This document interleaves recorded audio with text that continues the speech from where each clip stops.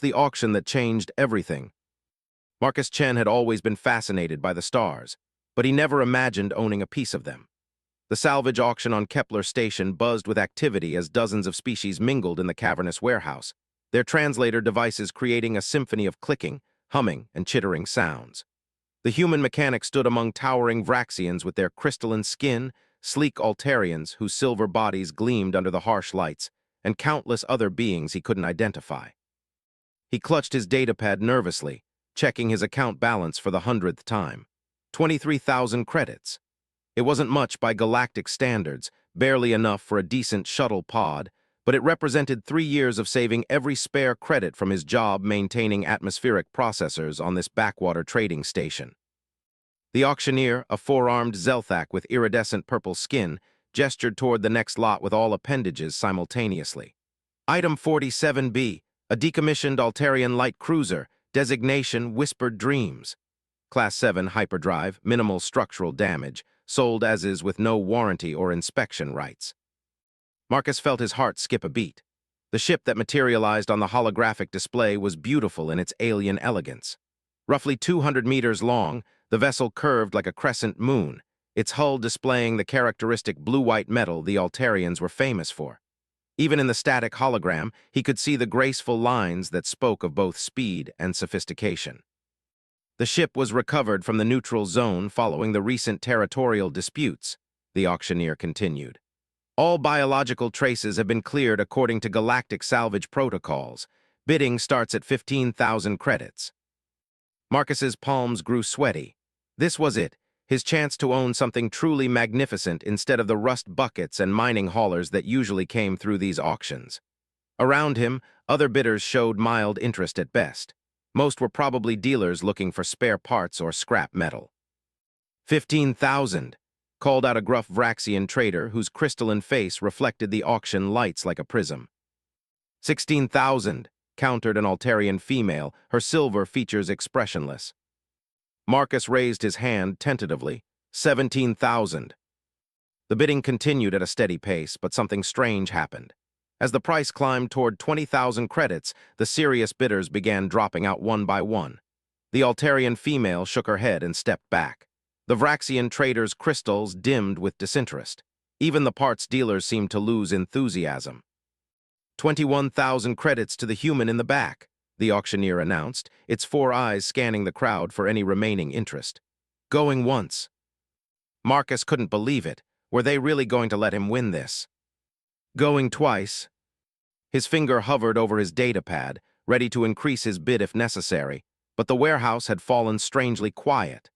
Other bidders exchanged glances he couldn't interpret, some making gestures that his translator couldn't decode.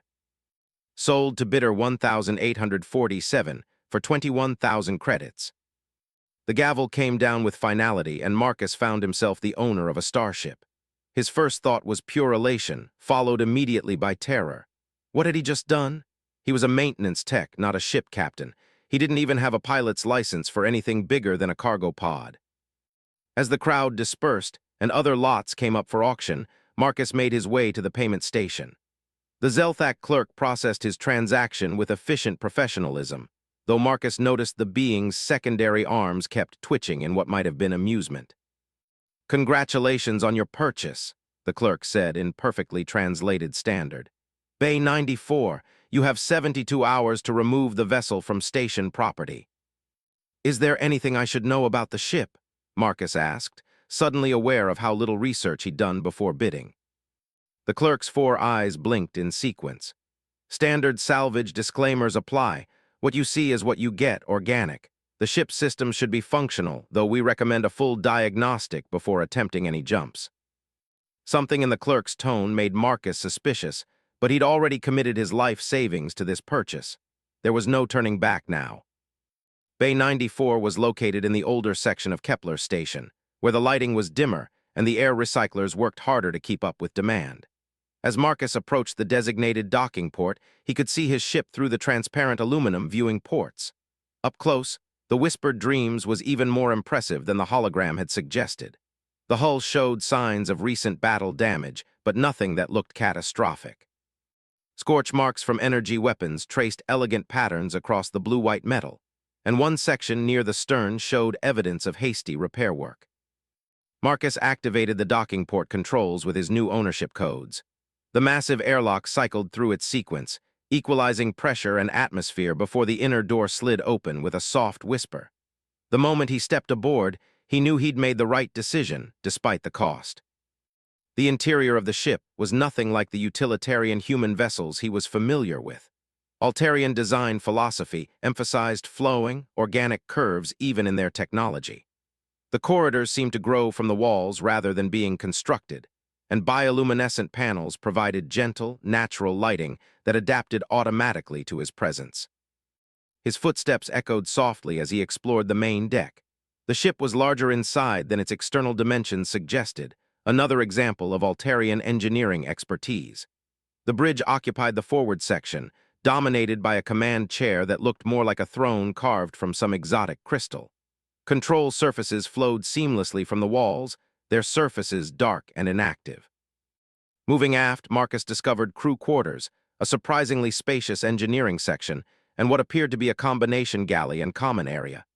Everything was designed for beings roughly humanoid in proportion, though the aesthetic was distinctly alien.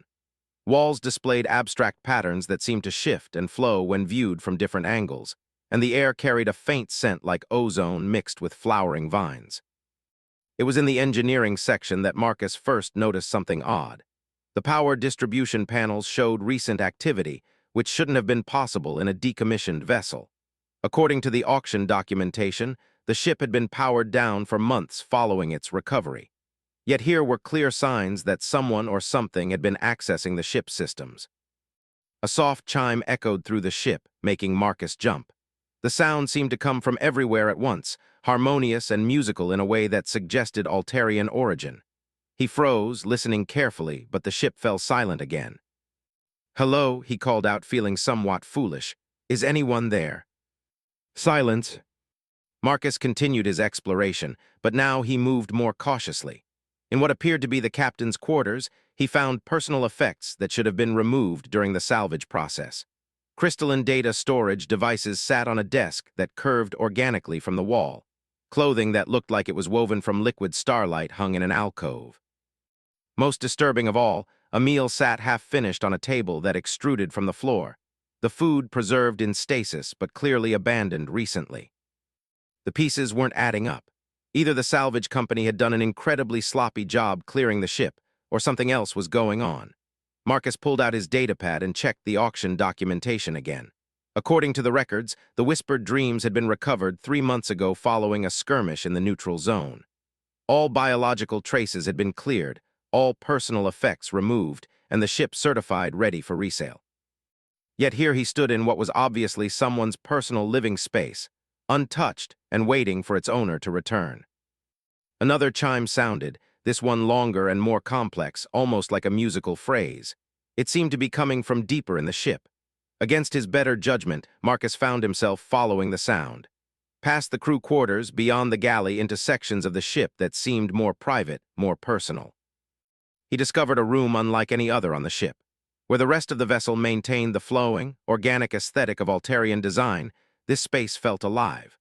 Walls that weren't quite walls displayed what looked like real-time images of distant star systems. Plants that definitely weren't from any planet in human space grew from carefully tended garden beds that had been integrated seamlessly into the floor.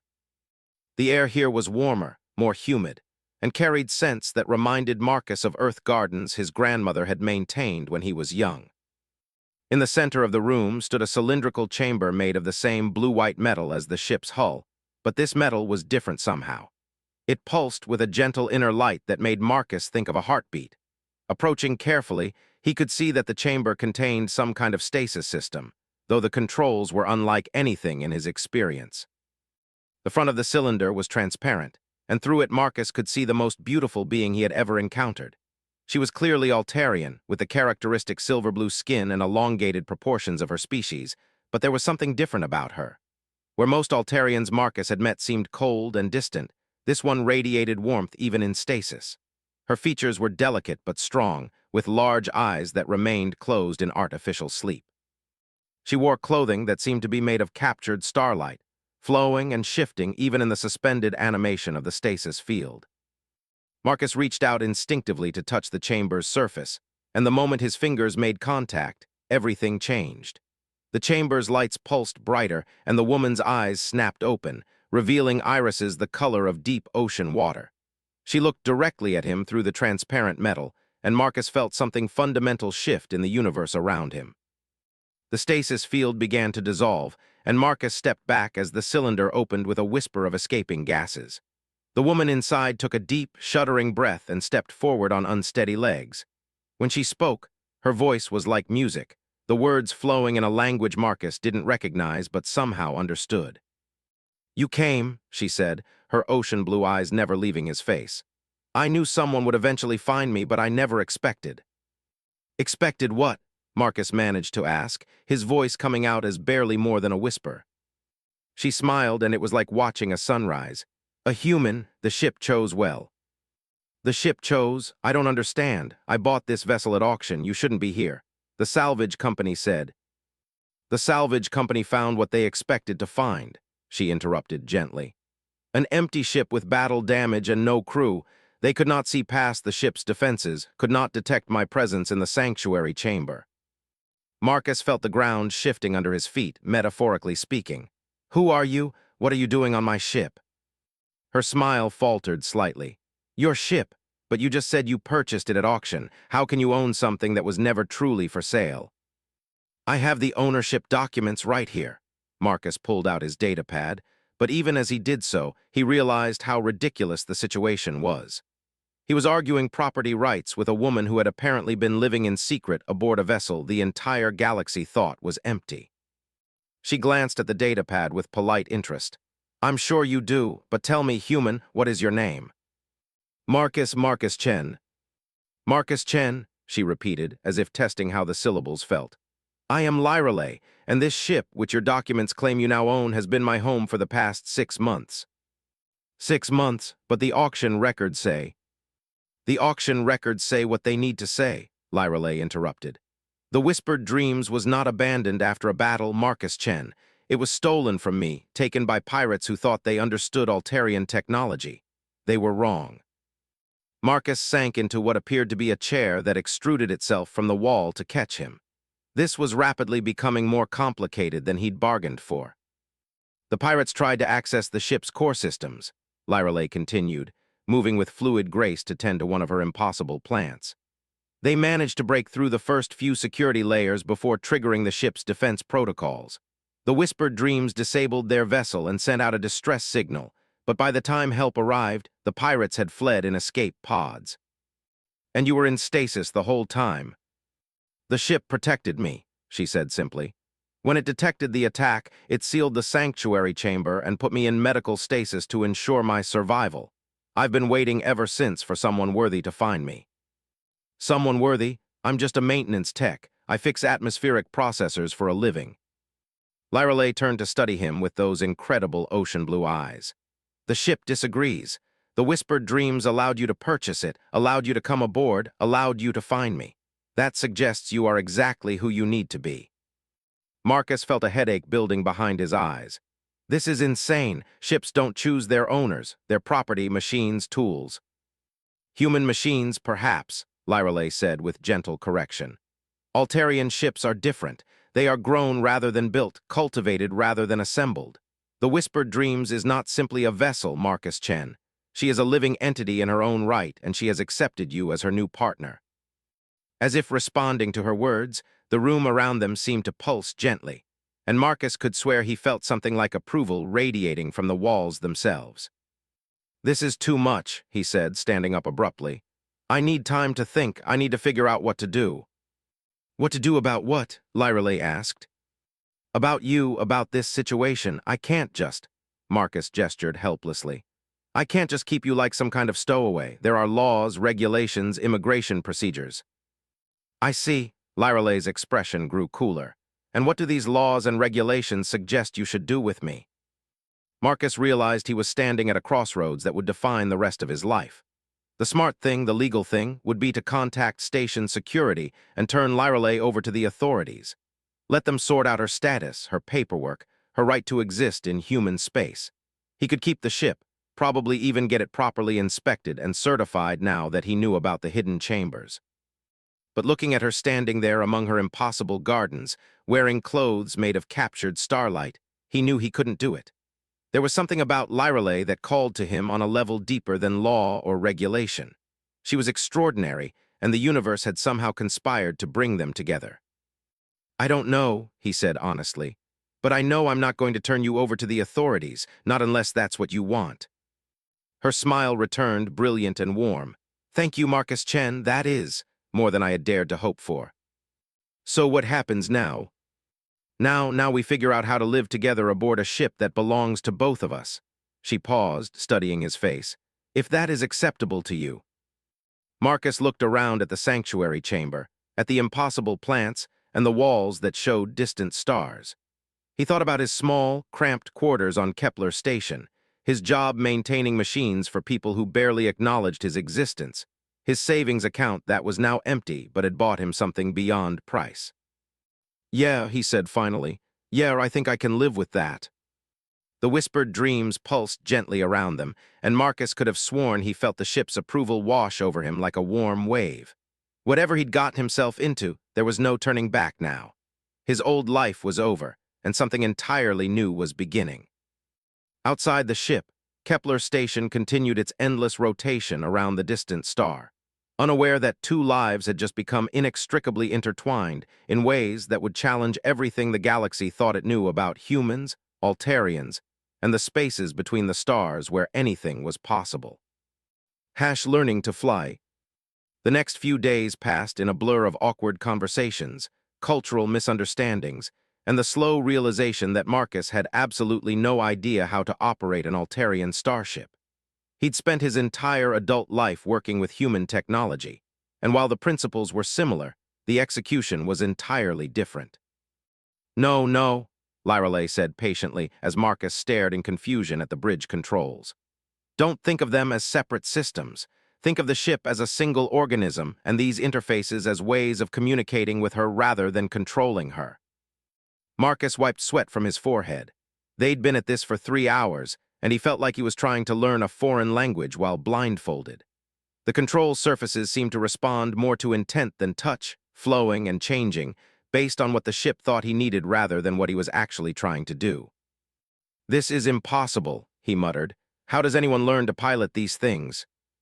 "Altarian children grow up with ship minds," Lyrale explained, settling gracefully into what he'd started thinking of as her chair, a crystalline formation that seemed to sprout from the bridge floor specifically for her use. "We learn to communicate with them the same way you learn to speak. It's intuitive, natural." "Well, I'm not an Altarian child, and this definitely doesn't feel natural."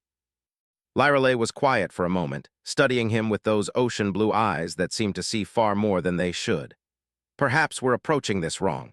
The whispered dreams accepted you, which means she believes you can learn, but maybe you need to stop thinking like a human." "I am human, kind of hard to stop thinking like one."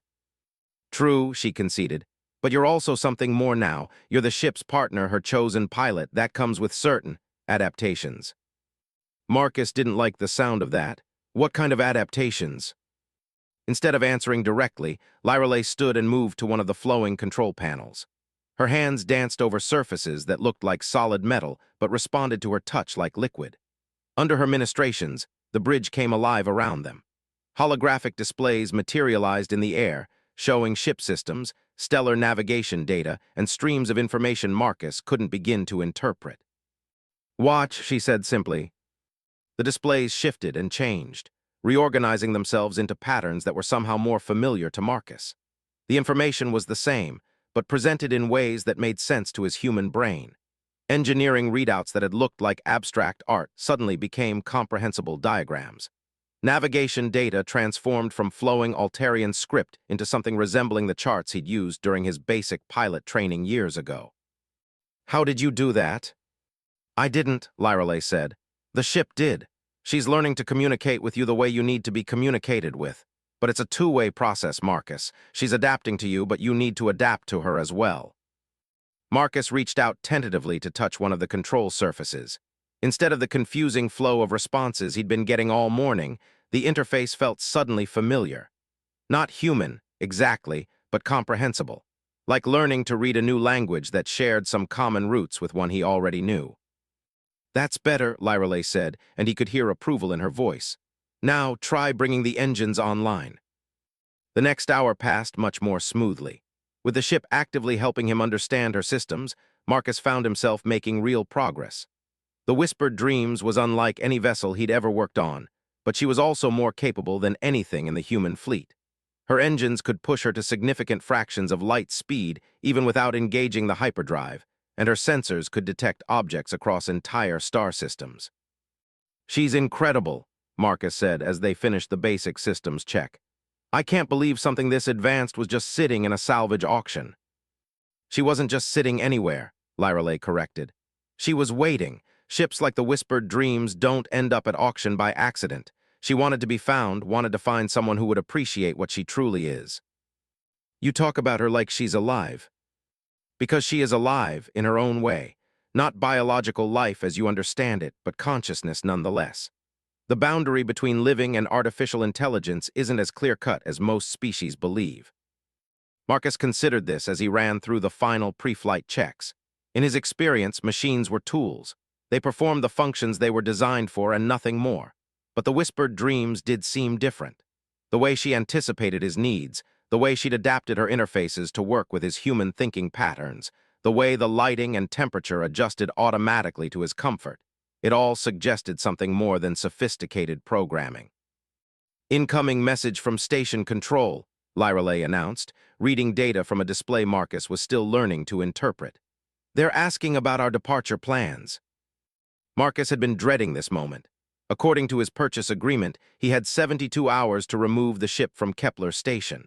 That deadline was approaching fast, and he still hadn't decided where to go. He had no cargo contracts, no passengers to transport, and very little money left after buying the ship. More importantly, he had no legal status as a ship captain and no license to operate outside human space. "What do I tell them?" he asked. "The truth," Lyreley said simply, "that we're departing within the specified time frame." "And going where?" She smiled mysteriously. "Wherever the ship takes us." 20 minutes later, Marcus found himself requesting departure clearance from Kepler Station Traffic Control. His hands shook slightly as he worked the communications array, very aware that he was about to pilot a starship for the first time in his life. The Whispered Dreams seemed to sense his nervousness, because the pilot's chair molded itself more supportively around him, and the controls simplified even further. "Whispered Dreams, you are cleared for departure on Vector 77 Mark IV, came the voice from Traffic Control. "Safe travels." "Thank you, Kepler Station," Marcus managed. "Whispered Dreams departing." Under Lyreley's patient guidance, Marcus engaged the ship's engines and gently lifted off from the docking platform. The Whispered Dreams responded to his commands with smooth precision, her inertial dampeners keeping them from feeling any acceleration despite the tremendous forces involved. Kepler Station fell away below them, its rotating wheels and docking arms growing smaller with each passing second. Marcus had lived there for 3 years, but already it felt like part of another life. Whatever he was becoming, whatever this partnership with Lyreley and the ship meant, he could never go back to being just another maintenance tech fixing atmospheric processors for ungrateful colonists.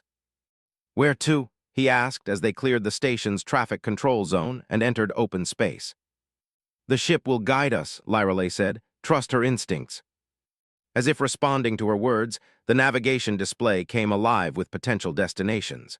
Marcus saw trade routes he'd never heard of, star systems that weren't on any human charts, and coordinates that seemed to pulse with significance. One particular destination caught his attention, a system labeled in flowing Altarian script that translated roughly as Haven of the Lost. "What's that one?" he asked, pointing to the display. Lyreley's expression grew thoughtful. "Sanctuary 7, it's difficult to explain, a place where those who don't fit anywhere else can find purpose." "Sounds mysterious." "Most worthwhile places are. It's also neutral territory, outside the jurisdiction of any major government. A good place for a human and an Altarian to figure out what they want to do with a ship that doesn't officially exist." Marcus considered this. He'd spent his entire life following rules, working within systems, accepting the limitations others placed on him. Maybe it was time to try something different. "Set course for Sanctuary 7, he said. The navigation system responded immediately, plotting a course that would take them through 3 different star systems and require 2 hyperdrive jumps. Total travel time, 6 days. It would give them plenty of time to figure out their living arrangements and get to know each other better. As the whispered dreams turned toward their destination and began accelerating to hyperdrive transition speed, Marcus realized he was grinning.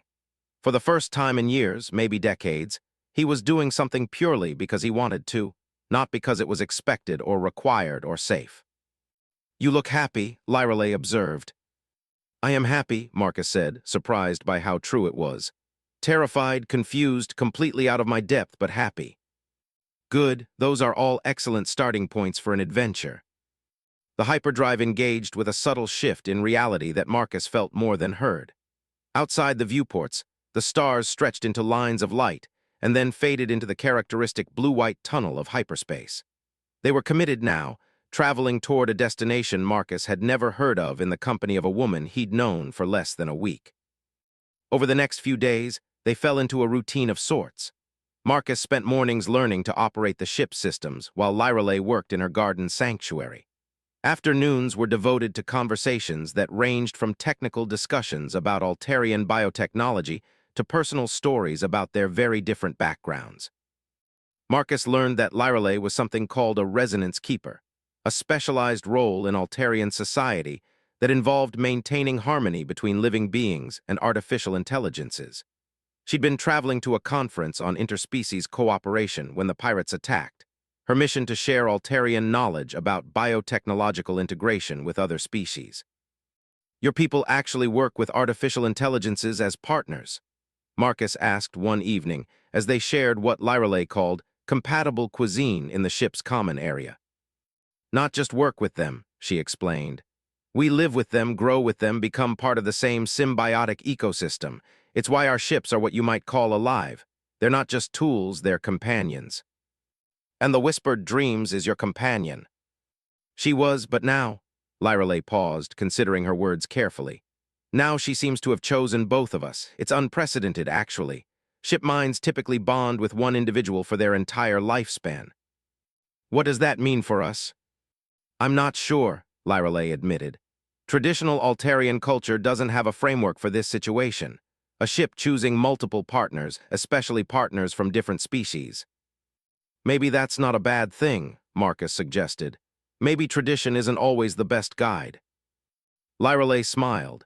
"You may be right. Certainly, the galaxy is changing faster than any of our traditional cultures can adapt.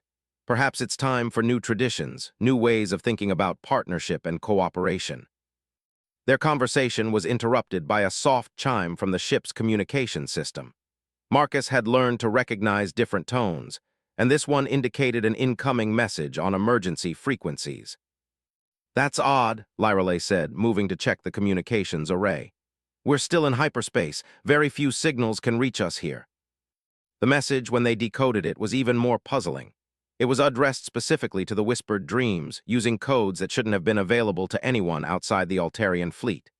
The sender identified himself as Captain Thorne of the independent freighter Stellar Wanderer, and his message was brief but urgent. "Need immediate assistance. Pirate attack in progress. Sanctuary 7 system. Please respond." Marcus and Lyreley looked at each other across the bridge. They were still 2 days from Sanctuary 7, and Marcus had never been in anything resembling combat. The Whispered Dreams was a light cruiser, technically capable of defending herself, but he had no idea how to operate her weapon systems. "We have to help them," Marcus said, surprised by his own certainty. "Agreed," Lyreley said. "But reaching them means pushing the ship beyond normal hyperdrive parameters. It's dangerous, and I'm not sure you're ready for that kind of piloting challenge." Marcus looked at the control panels around them, then at Lyreley's concerned face, and finally at the navigation display showing their current course. Captain Thorne was a stranger, possibly not even human. The smart thing would be to continue to Sanctuary 7 and let local authorities handle the situation. But Marcus found he couldn't do the smart thing. Maybe it was the influence of the ship, or maybe it was Lyralay's example of putting others before herself, but he knew they had to try. "Teach me," he said simply. Lyralay nodded slowly. "Very well, but understand, what we're about to attempt will change the ship's relationship with both of us permanently. High-stress situations create deeper bonds, stronger connections. If we do this together, there will be no going back to the way things were."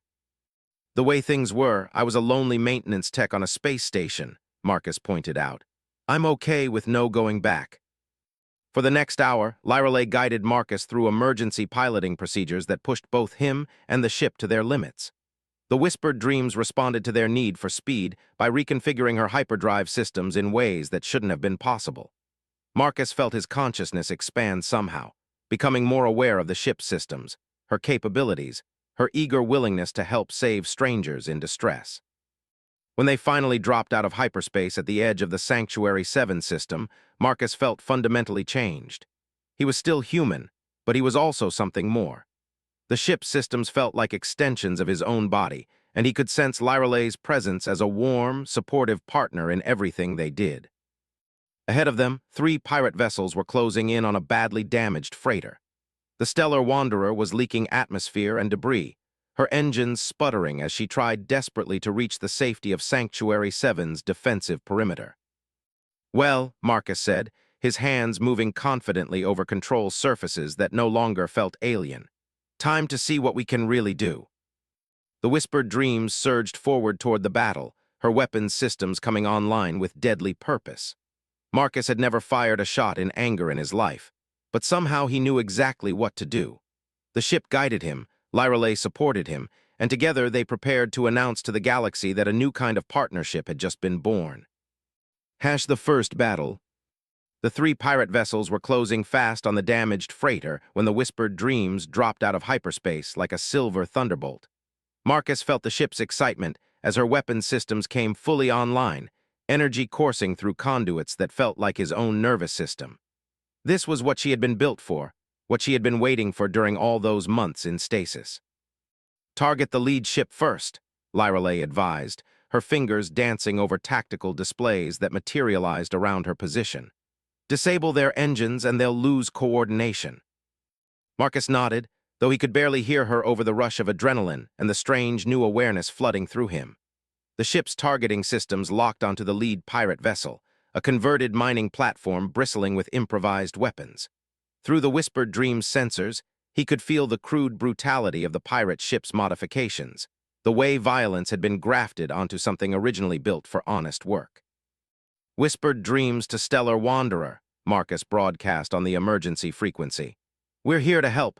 Can you maneuver to safety if we engage the pirates?" The response came back immediately, crackling with static from the freighter's damaged communications array. "Whispered Dreams, this is Captain Sarah Thorne. We're running on emergency power only. If you can buy us 5 minutes, we might reach Sanctuary 7's perimeter." "You'll have your 5 minutes," Marcus promised, and was surprised by how confident he sounded. The pirate ships had noticed their arrival now. The lead vessel, a scarred and ugly thing that looked like it had been cobbled together from a dozen different wrecks, was turning to face them. Energy readings spiked as the pirates charged their weapons, and Marcus could see missile ports opening along the converted miner's hull. "They're not backing down," Lyralay observed. 3 ships against 1, and they think they have the advantage." "Do they?" Marcus asked, suddenly aware that he'd never actually been in a space battle before. "Not against her," Lyralay said, and Marcus could hear fierce pride in her voice. "The Whispered Dreams was built by shipwrights who understood that elegance and deadliness are not opposites." The first pirate salvo came in fast and hard, a spread of missiles followed by pulse laser fire that lit up the darkness between the ships. Marcus felt the ship respond before his conscious mind could process the threat. The Whispered Dreams rolled and twisted through space with liquid grace, her defensive systems intercepting missiles while her hull plating absorbed the energy weapons with barely a flicker. "My turn," Marcus said, and fired back. The Whispered Dreams' main weapons were unlike anything in the human arsenal. Instead of crude kinetic projectiles or simple energy beams, she fired coherent streams of exotic matter that could adapt their properties in flight. The blast that struck the lead pirate ship punched through their improvised armor like it was tissue paper, sending cascades of sparks and venting atmosphere into the void. "Their engines damaged," Lyreley reported, reading displays that flowed like water around her position. "But the other two ships are moving to flank us." Marcus could see them through the ship's sensors, two more converted vessels moving to attack from different angles. One looked like a former passenger liner, bristling with hastily mounted gun turrets. The other was smaller and faster, probably an ex-courier ship modified for hit-and-run attacks. "Can we take them both?" he asked. "We can take anything," Lyreley said firmly. "The question is whether we can do it fast enough to save the freighter." On the tactical display, Marcus could see the Stellar Wanderer limping toward Sanctuary 7's defensive perimeter. The freighter was trailing debris and leaking atmosphere, her engines barely functional. She needed more time than 5 minutes, but the pirates weren't going to give it to her unless Marcus and Lyreley could keep them busy. The fast attack ship came in first, strafing the Whispered Dreams with rapid-fire plasma bolts while trying to stay ahead of her return fire. Marcus found himself anticipating the enemy pilot's moves, reading his intentions through the ship's sensors, and responding with tactics that came from somewhere deeper than training. "How am I doing this?"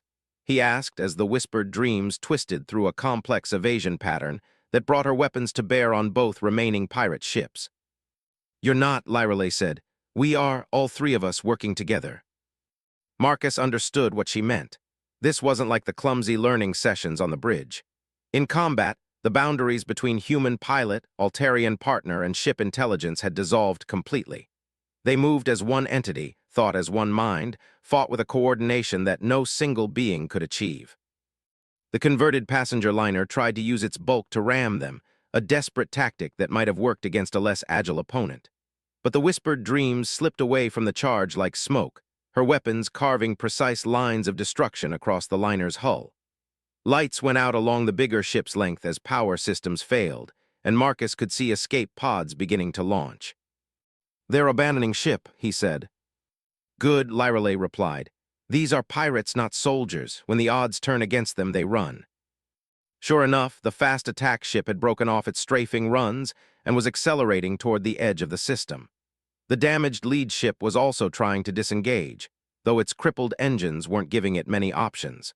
Only the passenger liner was still fighting, and that was more from inability to retreat than actual courage. "Stellar Wanderer has reached the perimeter," Lyreley announced. "Sanctuary 7's defense platforms are powering up. The pirates will have to withdraw or face the station's full firepower." Marcus felt the battle fever beginning to fade as the immediate threat passed. The Whispered Dreams' weapons powered down, her systems returning to normal operational status. Around them, the pirate ships were indeed withdrawing, unwilling to face both an enemy starship and a fortified station. "Whispered Dreams, this is Captain Thorne," came the voice from the freighter. "I can't thank you enough. You saved my ship and crew." "Just glad we could help," Marcus replied. "Are you going to be all right?" "We'll make it to dock, thanks to you. But I'd like to buy you a drink when we get to the station. I have a feeling there's more to your story than just being in the right place at the right time." Marcus looked at Lyreley, who nodded encouragingly. "We'll find you once we're docked," he promised. The flight to Sanctuary 7 gave Marcus time to process what had just happened. He'd been in his first space battle and emerged victorious, but more than that, something fundamental had changed in his relationship with both Lyreley and the ship. The partnership they'd been building over the past few days had crystallized under pressure into something deeper and more permanent. "Are you all right?" Lyreley asked as they approached the station's docking bays. "I think so," Marcus said, though he wasn't entirely sure. "I feel different, like something inside me has woken up that I didn't know was sleeping." "That's the bond," Lyreley explained. "Combat situations create strong connections between partners. You're more attuned to the ship now and to me. It will take time to adjust to the new level of awareness." Sanctuary 7 was unlike any space station Marcus had ever seen. Instead of the utilitarian human architecture he was used to, this place seemed to have grown organically from the asteroid it was built on. Spiraling towers and flowing walkways created a structure that was both functional and beautiful, home to a dozen different species living and working together. The docking bay they were assigned to was large enough for ships much bigger than the Whispered Dreams, with automated systems that guided them to a berth near the station's central core. As they went through the post-flight shutdown procedures, Marcus marveled at how natural it all felt now. Operating the ship's systems was no longer a struggle, but a conversation between partners. "Welcome to Sanctuary 7, came a voice over the comm system as they completed docking. "Please report to Customs and Immigration for processing, and congratulations on your assistance to the Stellar Wanderer. Good deeds don't go unnoticed here." The Customs office was staffed by a being Marcus didn't recognize, roughly humanoid but with blue-green skin and 4 eyes arranged in a diamond pattern on its face. The Customs officer spoke perfect standard through a translation device, but Marcus noticed that Lyrale was able to communicate directly in what sounded like the being's native language. "Standard questions," the officer said pleasantly. "Purpose of visit, duration of stay, cargo manifest, and species registration." "Tourism and trade," Marcus replied. "Open-ended stay, no cargo, human and Altarian." The officer's 4 eyes focused on them with new interest. "Human and Altarian traveling together? That's unusual. Are you diplomatic personnel?" "No," Lyrale said. "We're partners." "Partners in what capacity?" Marcus felt heat rising in his cheeks, but Lyrale answered calmly. "We share ownership of our vessel and are exploring new forms of interspecies cooperation." "I see." The officer made notes on what looked like a living document that wrote itself in response to his thoughts. "Well, Sanctuary 7 is certainly the place for that kind of exploration. You'll find our community very welcoming to unusual partnerships. Your berth is paid for 7 days, courtesy of Captain Thorne. After that, you'll need to arrange either payment or services exchange." They were given identity badges that would allow them access to most areas of the station, along with a guide to local customs and a recommendation to visit the Nexus, Sanctuary 7's main social and commercial hub. "That went well," Marcus said as they made their way through corridors that seemed to pulse with gentle bioluminescence. "Better than I expected," Lyrale agreed. "Most stations require extensive documentation for interspecies crews. The fact that they accepted our partnership status without question suggests this place really is as progressive as its reputation." The Nexus turned out to be a vast spherical chamber at the heart of the station, with multiple levels connected by graceful bridges and walkways. Beings of every description moved through the space, conducting business, socializing, or simply enjoying the spectacular view of the star system visible through massive, transparent walls. They found Captain Thorne at a cafe that seemed to float freely in the chamber's zero-gravity zone. She was a middle-aged human woman with silver-streaked hair and the kind of weathered hands that came from decades of working with starships. When she saw them approaching, her face broke into a genuine smile. "The heroes of the hour," she said, standing to greet them. "Please sit. The first round is definitely on me." Over drinks that ranged from familiar human beer to exotic Altarian nectar, Captain Thorne told them her story. The Stellar Wanderer was an independent cargo hauler, one of the few ships willing to carry goods to remote colonies and research stations that the major shipping companies ignored. "I was carrying medical supplies to a research outpost when the pirates hit," she explained. "Completely unprovoked attack, and they seemed more interested in destroying my ship than stealing the cargo. Very strange behavior, even for pirates." "Did they say anything?" Marcus asked. "Any indication of why they attacked?" "Nothing coherent, but I did pick up some chatter on their internal frequencies before you arrived. They kept mentioning something called the Purification Fleet and talked about cleansing human space of alien influence." Marcus and Lyrale exchanged glances. That didn't sound like ordinary piracy. "Human supremacists?" Lyrale asked quietly. "Maybe," Captain Thorne said. "There have been rumors lately of organized groups targeting mixed-species crews and aliens working in human space, but this was the first time I'd encountered them directly." "Are you going to report it to the authorities?" Captain Thorne laughed bitterly. "What authorities? Out here in the frontier, you're lucky if anyone responds to distress calls at all. That's why places like Sanctuary 7 exist for people who fall through the cracks of civilized space." Their conversation was interrupted by the arrival of another being at their table, this one clearly Vraxian based on his crystalline skin and geometric facial features. He moved with the careful precision of someone accustomed to operating in lower gravity than his species preferred. "Forgive the intrusion," he said in accented standard. I am Administrator Kethvar. I oversee shipping coordination for Sanctuary 7. I wanted to personally thank you for your assistance to Captain Thorne and to make you an offer. What kind of offer? Marcus asked cautiously. We're always in need of capable ships willing to take on jobs that others won't touch. Dangerous routes, sensitive cargo, emergency response missions. Your performance today suggests you might be exactly what we need. Marcus felt Lyralay's interest spike through their deepening connection. This was why they'd come to Sanctuary 7, to find their place in a galaxy that didn't quite know what to do with their unusual partnership. What would that involve? Lyralay asked. Various missions as they arise, Kethvar explained.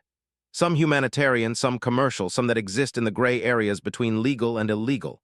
We don't ask questions about your past, and we don't report your activities to any government agencies. In exchange, you get steady work, safe harbor, and the freedom to operate outside normal regulatory frameworks. It sounds like you're describing an organization of smugglers and mercenaries, Marcus said.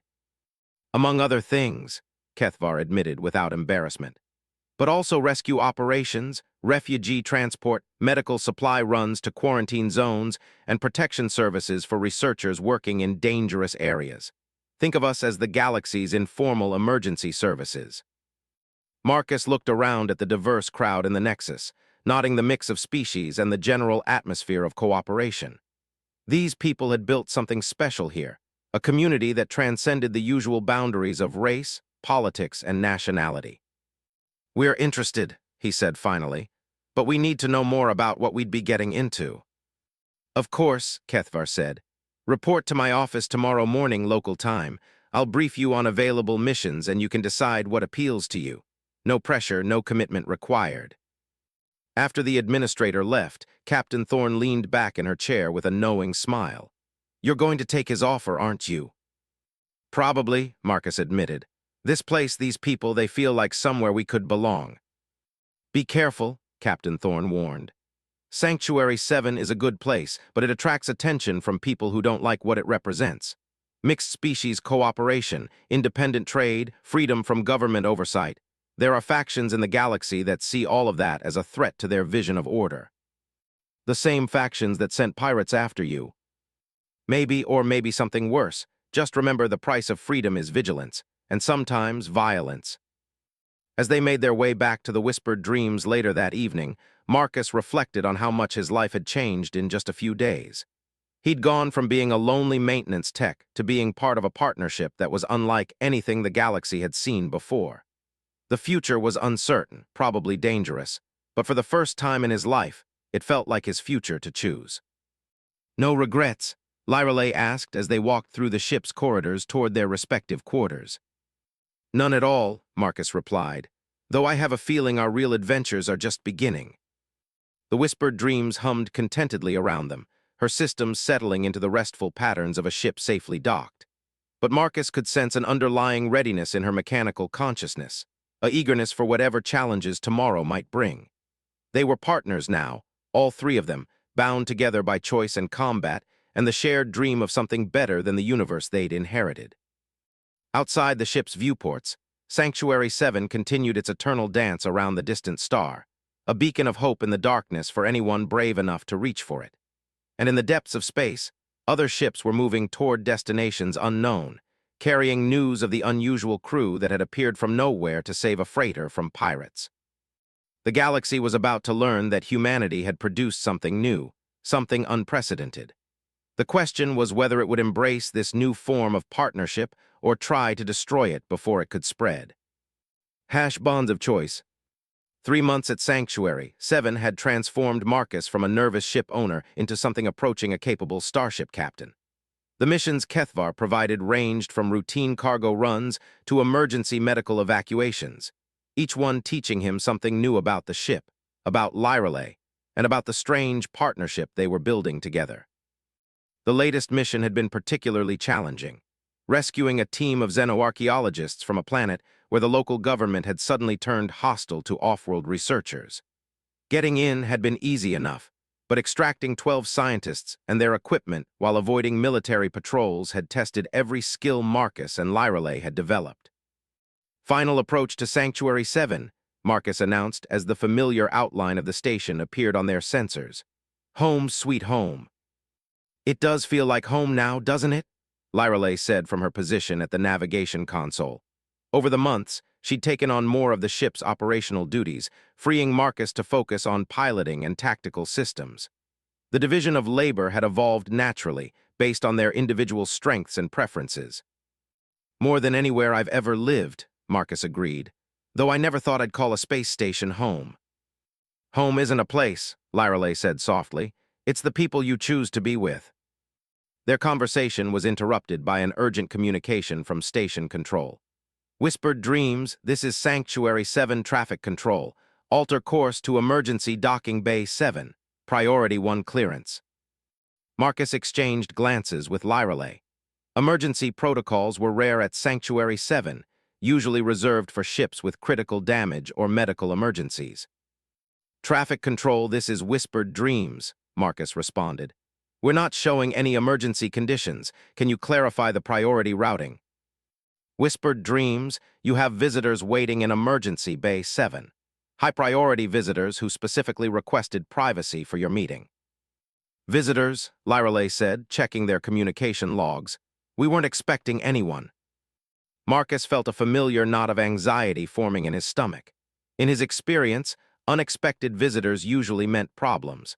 But Sanctuary 7's traffic control wouldn't use emergency protocols without good reason.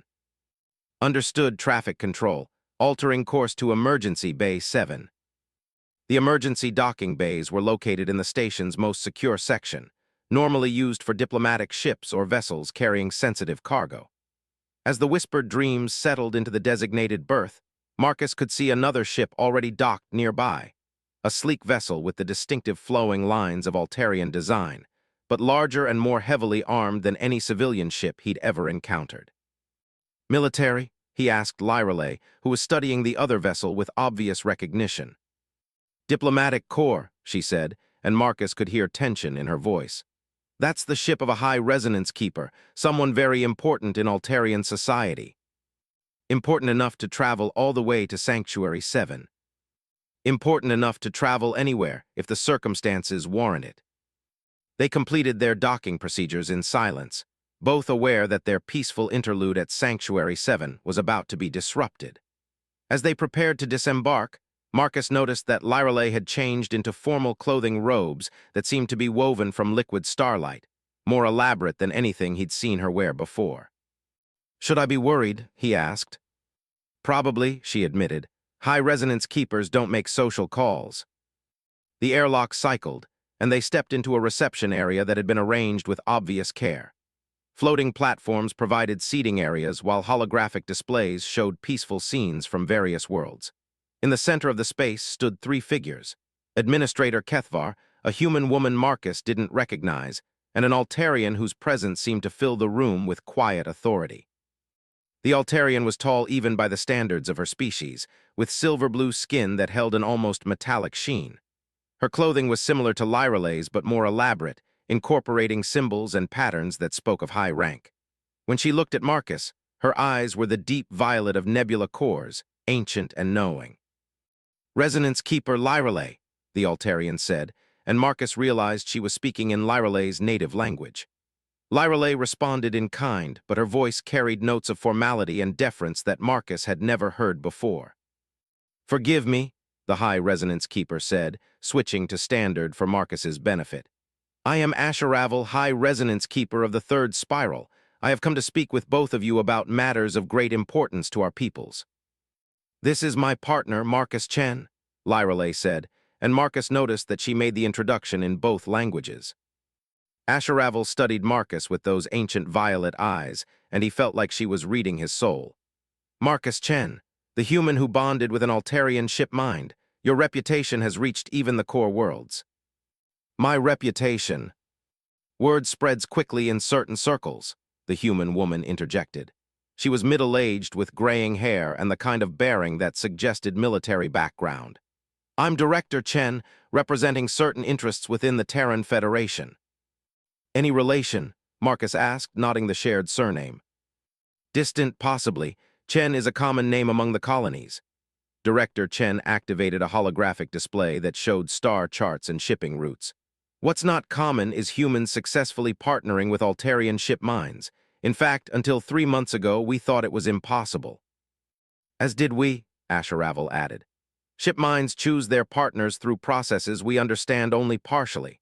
That one would choose a human, especially a human with no previous exposure to our biotechnology, suggests either a fundamental change in ship mind psychology or something unique about Mr. Chen himself.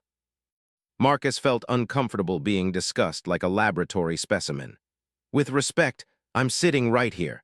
If you want to know something about me or my partnership with Lyreley and the ship, you can ask directly.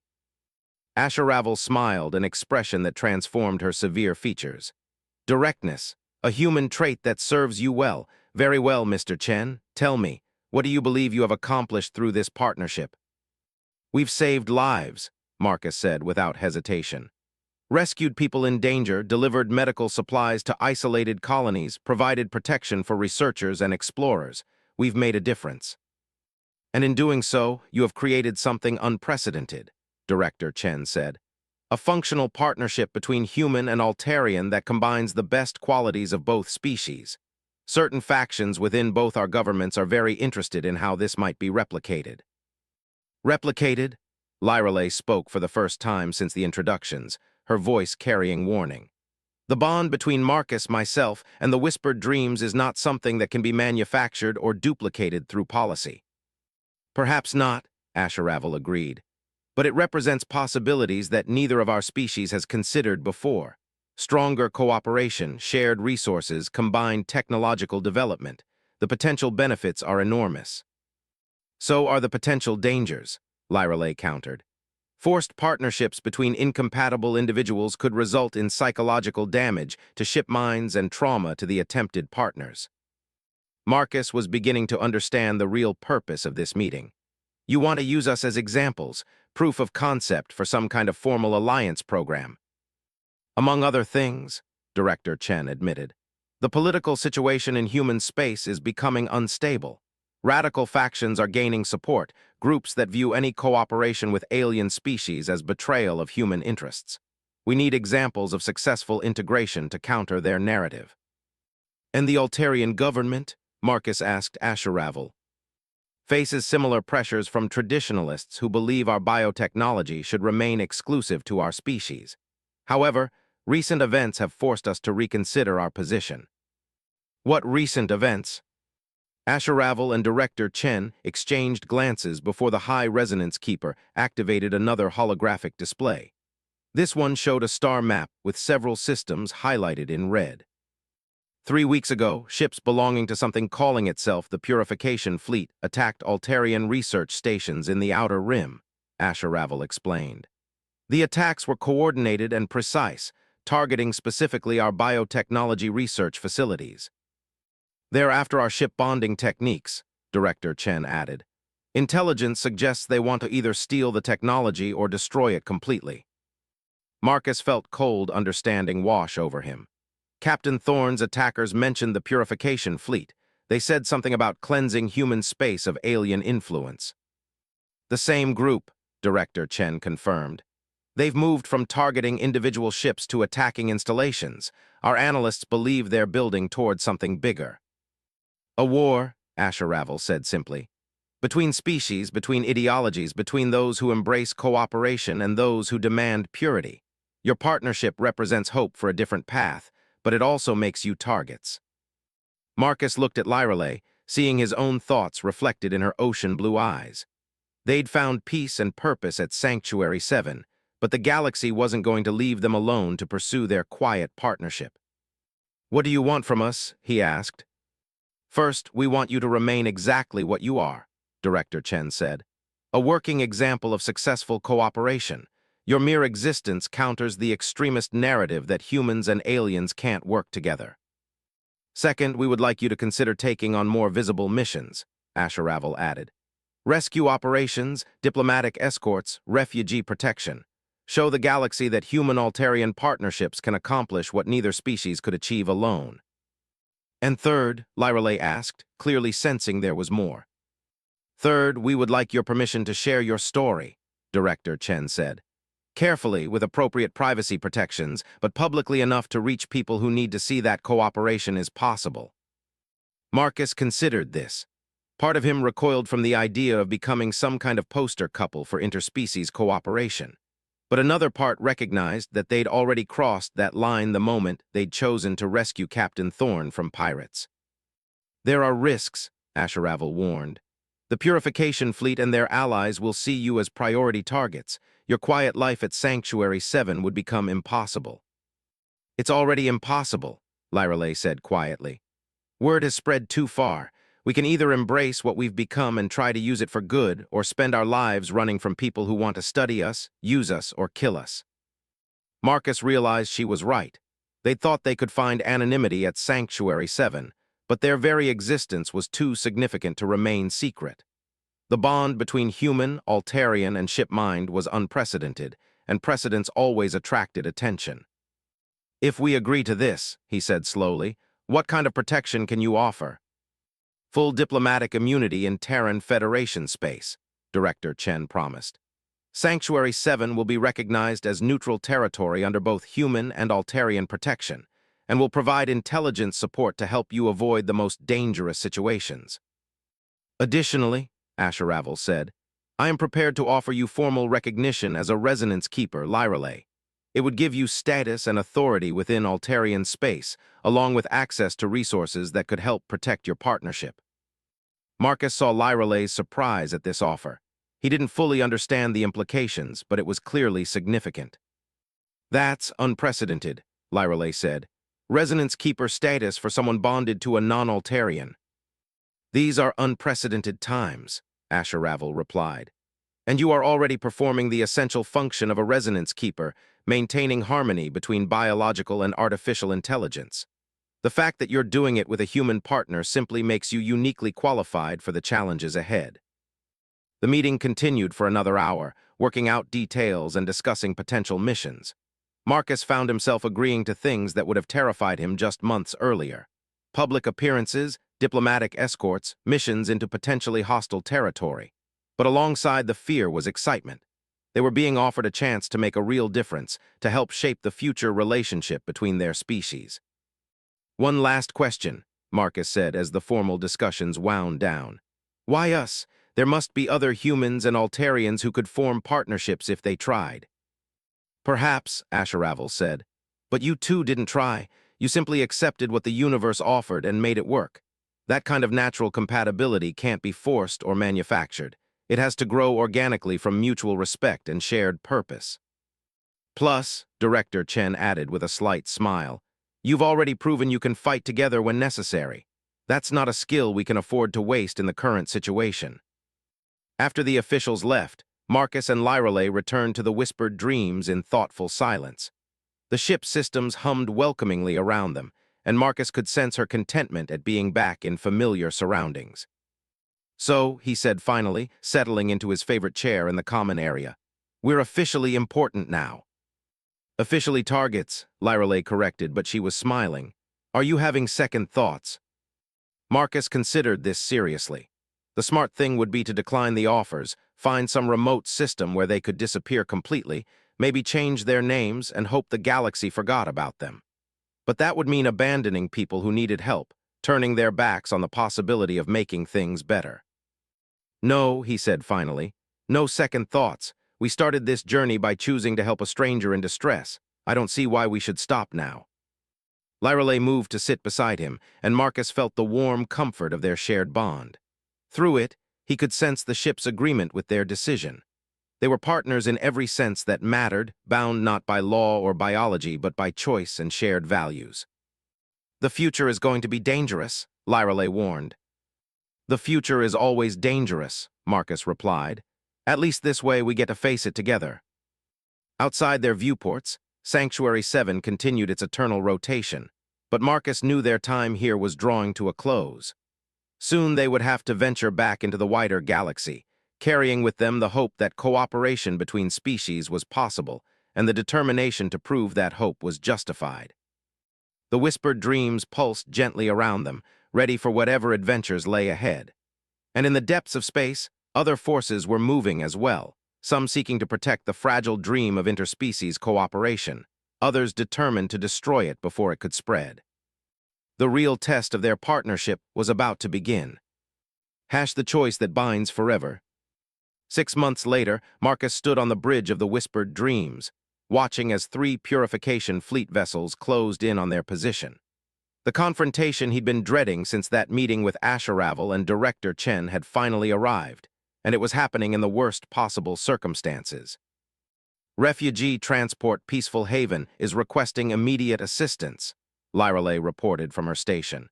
They're carrying 200 civilians evacuated from the Kepler colonies before the purification fleet arrived.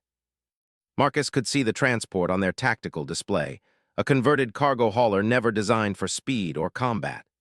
The 3 pursuing ships were military-grade destroyers, human-built, but flying under the black and silver flag of the extremist movement that had been gaining strength throughout human space. Distance to the haven, Marcus asked. 18 minutes at current intercept course, Lyrale replied. The purification ships will reach them in 12. And the nearest Allied forces? 43 minutes out. A joint Terran-Altarian patrol, but they're too far away to help. Marcus felt the familiar weight of impossible decisions settling on his shoulders. The Whispered Dreams was fast and well-armed, but she was still just 1 ship against 3 destroyers. The smart tactical choice would be to call for backup and hope the haven could survive long enough for help to arrive. But the refugees wouldn't survive. The purification fleet had made their position clear. Any humans who cooperated with alien species were traitors to their own kind, and traitors deserved no mercy. The 200 people aboard the haven included humans, Altarians, and several other species, all fleeing the systematic destruction the purification fleet was bringing to the frontier colonies. They're hailing us, Lyrale said. The purification fleet, not the transport. On screen, the main display flickered to life, showing the bridge of the lead destroyer. The man staring back at them wore the crisp uniform of the Terran Federation Navy, but with the insignia replaced by the stark symbolism of the purification movement. He was middle-aged, with the kind of weathered features that spoke of decades in space, and his eyes held the dangerous certainty of a true believer. This is Admiral Vance of the purification fleet vessel Humanity's Sword, he said without preamble. You are interfering with a lawful operation to cleanse human space of alien contamination. I'm Captain Chen of the independent vessel Whispered Dreams, Marcus replied, deliberately emphasizing his civilian status. There's nothing lawful about attacking refugee transports. Lawful is what we make it, Admiral Vance said coldly. The old governments have failed humanity by allowing alien influence to corrupt our society. We are the cure for that corruption. And the 200 innocent people aboard that transport. Collaborators and traitors, everyone. They chose their fate when they decided to consort with alien species. Vance's gaze shifted to take in Lyrale's position at the navigation console. As did you, Captain Chen. We know who you are, what you've done. You're the poster child for everything wrong with human civilization. Marcus felt anger burning in his chest, but he kept his voice level. Those people are under my protection. Your protection? Vance laughed harshly. 1 ship against 3, and not even a human ship from what our intelligence tells us. You're piloting an alien vessel bonded to an alien creature corrupted beyond redemption. The Whispered Dreams chose her own path, Lyrale said, speaking for the first time. As did we all. The alien speaks, Vance said with disgust. Tell me, creature, what lies did you use to seduce a human into betraying his own species? Marcus saw Lyrale's face tighten at the insult, and through their bond, he felt her pain and anger.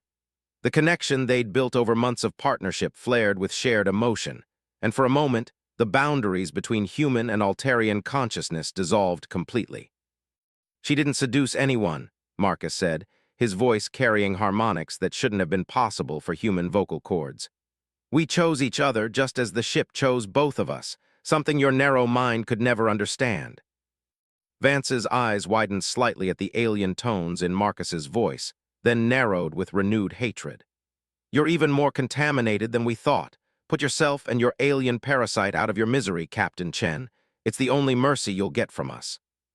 The connection terminated, leaving the bridge in silence except for the gentle hum of the ship's systems. Marcus could feel both Lyreley and the Whispered Dreams waiting for his decision, ready to support whatever choice he made.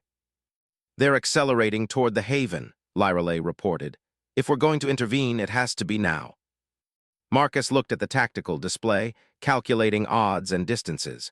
3 destroyers against 1 light cruiser should have been no contest, but the Whispered Dreams wasn't an ordinary ship. She was alive in ways that purely mechanical vessels could never be, bonded to 2 partners who trusted each other completely. "All right," he said, settling into the pilot's chair. "Let's show them what real cooperation looks like." The Whispered Dreams surged forward, her engines singing with eagerness for battle. Marcus felt his consciousness expand to encompass the ship's systems, while Lyreley's awareness merged with the navigation and tactical arrays. They moved as one entity, thought as one mind, responded to threats with coordination that no single pilot could achieve. The lead destroyer, Humanity, soared, opened fire first, sending a spread of missiles toward their position. The Whispered Dreams twisted through space like a living thing, her defensive systems intercepting the incoming warheads while her own weapons charged. When Marcus fired back, the exotic matter streams found their target with deadly precision, punching through the destroyer's shields and armor to damage critical systems. "Impossible," came Vance's voice over the emergency frequency. "1 ship can't fight 3. "Watch and learn," Marcus replied, bringing the Whispered Dreams around for another attack run. The second destroyer tried to flank them, while the third moved to protect the damaged flagship. But Marcus and Lyreley anticipated every move, reading the enemy's intentions through a combination of tactical analysis and intuitive understanding. The ship responded to their partnership with capabilities that exceeded her design specifications, as if their bond was allowing her to access potential she'd never realized she possessed. "Haven is changing course," Lyreley announced. "They're trying to reach the hyperspace jump point while we keep the destroyers busy." "Good, how long until they can jump?"